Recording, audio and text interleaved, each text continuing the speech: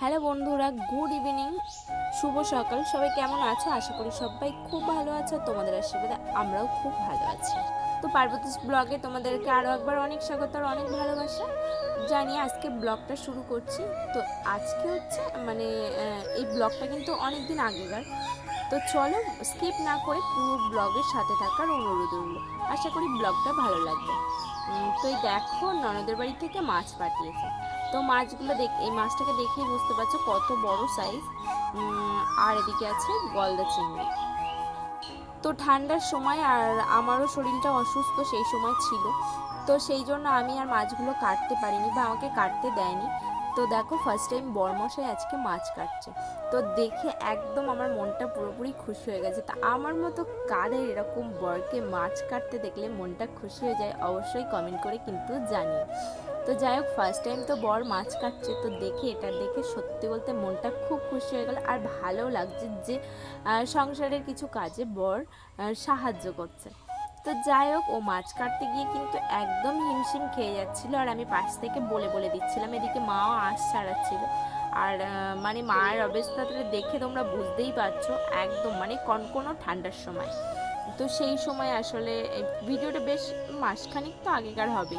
তো এখন আমি পোস্ট করছি কারণ আমার শরীর অসুস্থ ছিল, তোমাদেরকে বলেছি। আর প্রত্যেকটা ব্লগে এটা বলাটাও খুব লজ্জার ব্যাপার যে বারবার করে জানাচ্ছি শরীর অসুস্থ।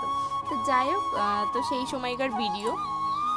তো তারপর এদিকে মাছটাকেও মা পরিষ্কার করে নিল। তো যাই হোক, সব মাছ কাটা কমপ্লিট হয়ে গেছে। তারপরে দেখো, সব মাছগুলোকে কেটে ধুয়ে এনে রেখেছে।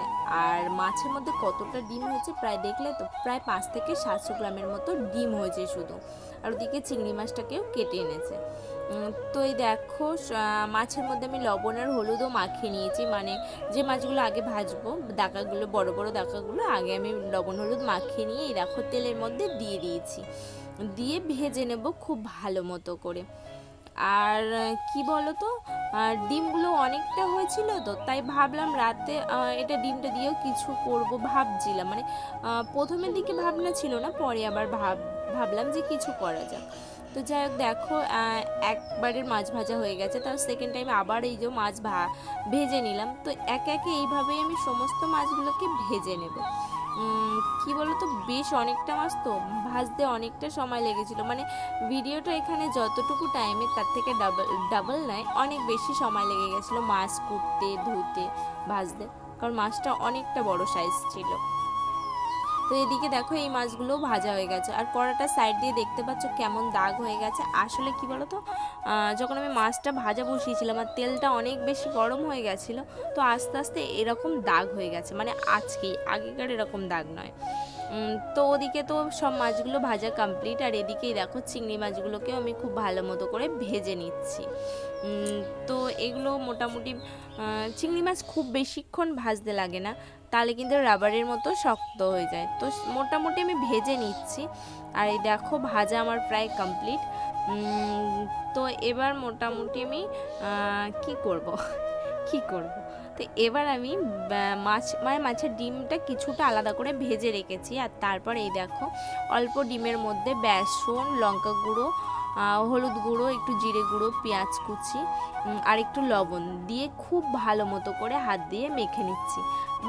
যতটা পরিমাণ ভালো ভেবে হাতের সাহায্যে মাখা যায়। তো এই দেখো, মাখা আমার ওদিকে কমপ্লিট। আর তারপরে আবার সেম কড়াইয়ের মধ্যে তেল দিয়ে দিয়েছি।